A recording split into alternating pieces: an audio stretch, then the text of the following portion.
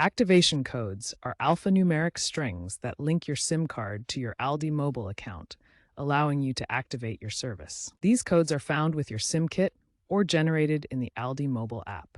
An activation code may not work due to several reasons. It could be an invalid code due to a typo or using an old code.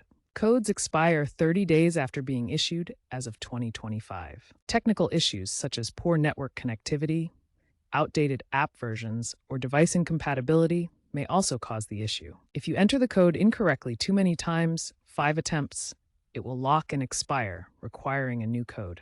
Start by carefully double-checking the activation code for any typos. Activation codes are typically 12 to 16 characters long and are case-sensitive. Make sure you're entering the exact code from your SIM kit or ALDI app without extra spaces or mistakes. Next, verify the code through the ALDI Mobile app or by visiting aldimobile.com/activate. The app's recent update includes QR code scanning for faster verification. If the code is valid, the app will confirm it. If not, you'll see an error message indicating it's expired or invalid. If the code is invalid or expired, contact ALDI Mobile support at 1-800-925-2543 or through the in-app chat. Codes expire after 30 days for security reasons.